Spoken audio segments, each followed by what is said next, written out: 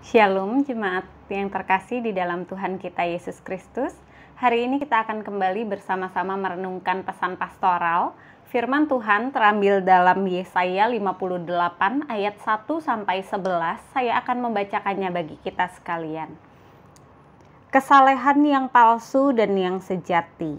Serukanlah kuat-kuat, jangan tahan-tahan. Nyaringkanlah suaramu bagaikan sangkakala. Beritahukanlah kepada umatku pelanggaran mereka, dan kepada kaum keturunan Yakub dosa mereka.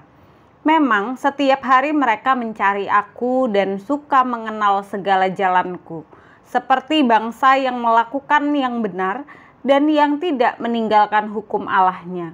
Mereka menanyakan aku tentang hukum-hukum yang benar. Mereka suka mendekat menghadap Allah. Tanyanya, mengapa kami berpuasa dan engkau tidak memperhatikannya juga? Mengapa kami merendahkan diri dan engkau tidak mengindahkannya juga?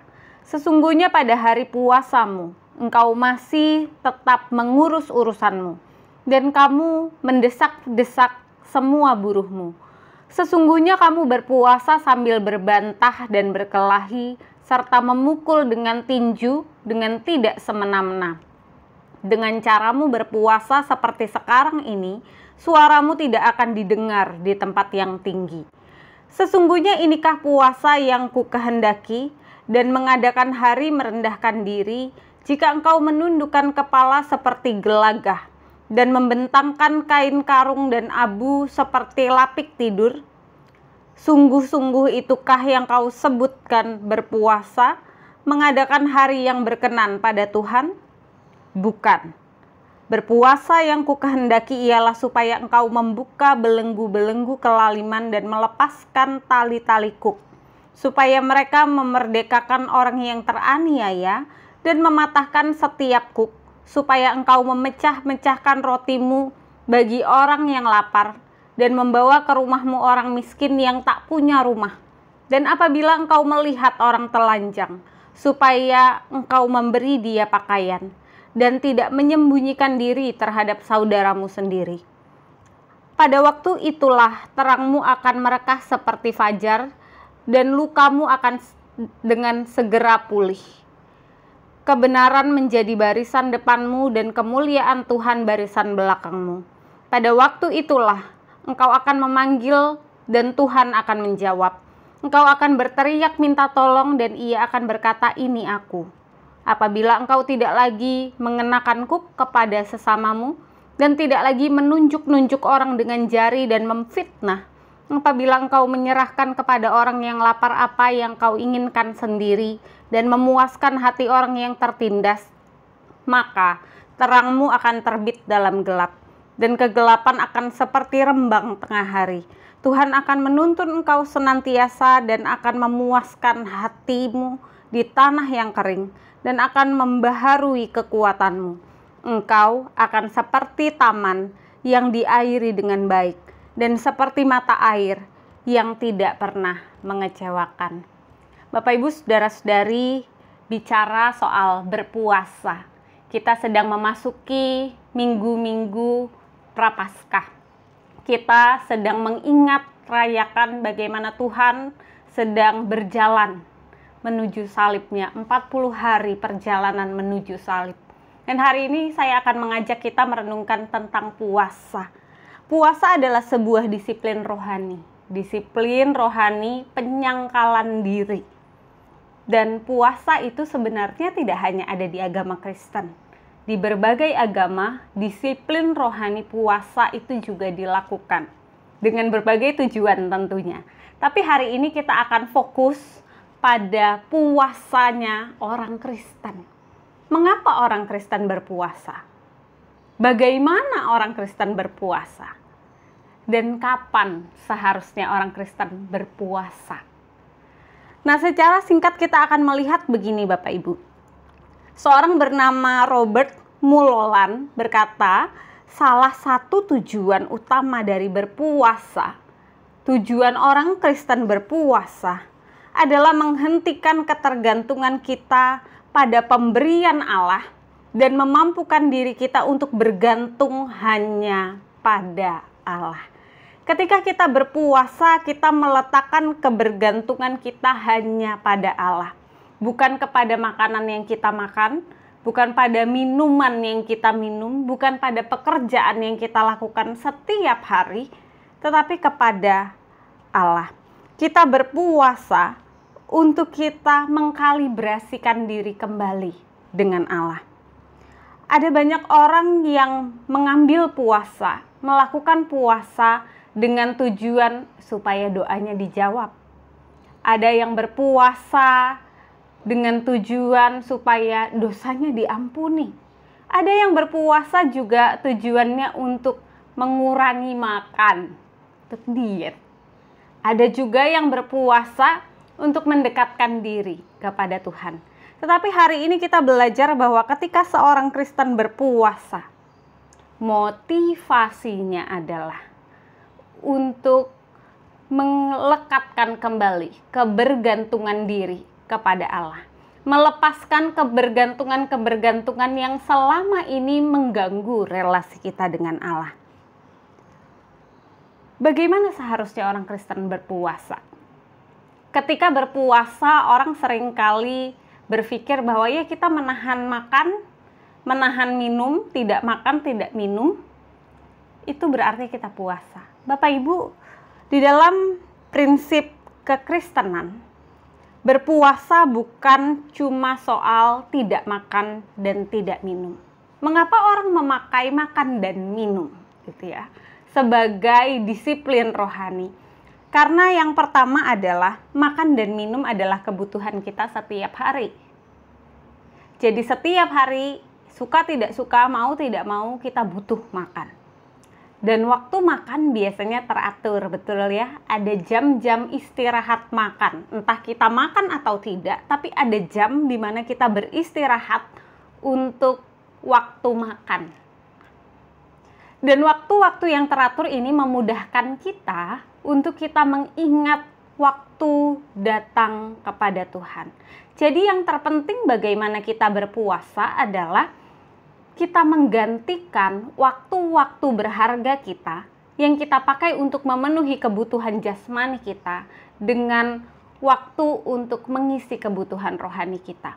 Akan percuma kalau kita tidak makan dan tidak minum tapi kita tidak berdoa.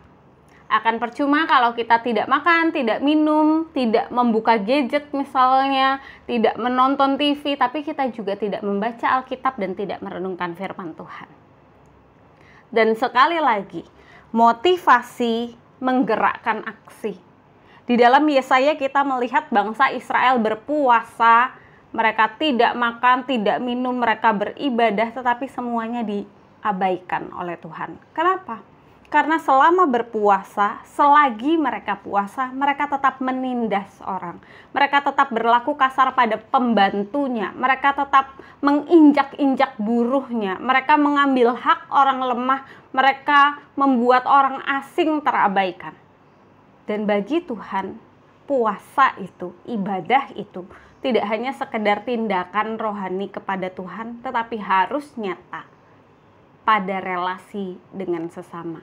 Kalau kita tidak makan, tidak minum, mungkin kita sudah baca Alkitab, kita sudah berdoa, tapi kita masih meneriaki buruh kita. Kita masih memaki-maki pembantu kita. Kita masih menganggap rendah orang lain. Kita meremehkan orang. Kita berkata-kata yang jahat, berlaku kasar. Maka sia-sialah puasa kita. Sia-sialah apa yang kita perbuat. Bapak Ibu, mari kita tidak hanya sekedar memikirkan tidak makan, tidak minum, tetapi kita memikirkan sebagian besar waktu saya gunakan untuk apa. Tidak semua orang bisa tidak makan, tidak minum ya. Ada yang karena sakit tertentu harus makan setiap beberapa jam sekali. Jadi bagaimana caranya kita berpuasa? Kita memakai sebagian besar waktu kita. Cara mengingatnya memang lebih mudah waktu makan. Pagi kita datang berdoa, siang kita datang berdoa dan merenungkan firman, sore kita mulai lagi. Itu cara yang paling mudah untuk mengingat tentang kebutuhan jasmani dan rohani. Tetapi kita bisa memakai sebagian besar waktu kita yang lain. Mungkin kita selama 1 hari 5 jam main game. mungkin kita selama satu hari 2 episode nonton drama, atau selama satu hari kita memakai 5 jam untuk chatting, untuk main sosial media. Nah, kita bisa pakai waktu-waktu itu, 5 jam kita menghabiskan waktu untuk kesenangan kita itu, untuk kita mencari Tuhan, bersandar kepada Tuhan, merefleksikan hidup kita di hadapan Tuhan. Apakah hari ini saya sungguh-sungguh berjalan di dalam perkenanan Tuhan? Ataukah saya sudah berjalan begitu jauh dari Tuhan? Apakah keinginan saya sesuai dengan keinginan Tuhan? Apakah hal-hal yang selama ini saya doakan sesuai dengan pimpinan Tuhan? Ataukah saya harus belajar merelakan? Ataukah saya harus belajar untuk lebih sabar? Ataukah saya harus belajar lebih percaya? Di dalam puasa kita harus ingat, kenapa kita puasa? Adalah untuk melekatkan kembali kebergantungan kita pada Allah. Dan bagaimana caranya? Adalah memaksimalkan waktu untuk kebutuhan jasmani kita dikaitkan dengan kebutuhan rohani kita. Kebutuhan rohani kita harus nyata lewat tindakan kita kepada sesama kita. Nah, Bapak Ibu yang terkasih, lalu bagaimana? Lalu kapan kita berpuasa? Setelah bagaimana, kapan sebaiknya kita puasa? Ada banyak waktu di mana kita berpuasa.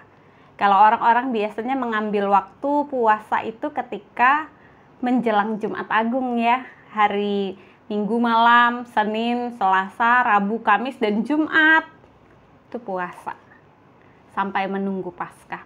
Tetapi kapan sih sebaiknya kita puasa? Kita bisa mengambil waktu kapanpun kita berpuasa. Ketika kita mulai kehilangan arah, kita mulai berada dalam situasi di mana kita merasa kita tidak punya tujuan hidup. Kita merasa bingung dengan keputusan-keputusan yang kita ambil. Kita merasa udah sulit untuk bersyukur. Kita merasa kok pikiran saya selalu negatif. Kok kata-kata yang keluar dari mulut saya tidak pernah yang baik. Entah anak saya melakukan yang baik atau yang buruk, yang keluar selalu saja komentar negatif. Atau kalau kita selama ini merasa, aduh saya terlalu banyak khawatir sampai susah tidur. Mari kita mengkalibrasikan kembali hidup kita. Mari kita melekatkan kembali kebergantungan kita dengan berpuasa. Di dalam Alkitab memang ada banyak contoh puasa ya. Ada puasa Daud, puasa Ester, ada puasanya Tuhan Yesus, ada puasanya murid-murid Tuhan Yesus, puasanya para rasul. Tapi puasa itu selalu nyata. Tidak hanya pada relasi kita dengan Tuhan, tetapi juga dalam relasi dengan sesama. Ketika berkaitan dengan orang lain, puasa selalu dengan tujuan untuk mendukung pertumbuhan iman, memberikan kekuatan, dorongan bagi orang lain. Dan di dalam Matius 6, Tuhan Yesus berkata begini, kalau kamu berpuasa, janganlah kamu mengubah raut mukamu. Janganlah kamu seperti orang munafik yang menunjukkan dengan sengaja menarik perhatian supaya orang lihat, oh dia lagi puasa. Tetapi biarlah ketika engkau berpuasa, engkau berdandan seperti biasa saja. Berlaku seperti biasa saja. Lakukan pekerjaan seperti biasa saja. Jangan jadikan puasa sebagai alasan untuk tidak bekerja. Jadikan puasa sebagai alasan untuk bermalas-malasan. Atau jadikan puasa sebagai alat untuk membandingkan diri merasa lebih baik daripada yang lain. Ini tidak benar. Dan sekali lagi, berpuasa adalah mengkalibrasikan diri. Melekatkan kembali kebergantungan pada Allah. Dan dengan berpuasa, kita mulai menyadari bahwa kalau tidak makan dan tidak minum saja kita tidak bisa. Kalau kita tanpa berkat jasmani aja kita sulit. Apalagi kita tanpa Tuhan, sumber segala berkat. Untuk itu Bapak Ibu, mari menjelang minggu-minggu Prapaskah ini, kita kembali datang kepada Tuhan, meneguhkan kembali pimpinan Tuhan, mengingatkan kembali kepada siapa seharusnya kita bergantung. Bukan kepada makanan minuman, bukan kepada pekerjaan kesibukan, bukan kepada uang apalagi orang. tetapi hanya kepada Tuhan saja. Tuhan memberkati kita.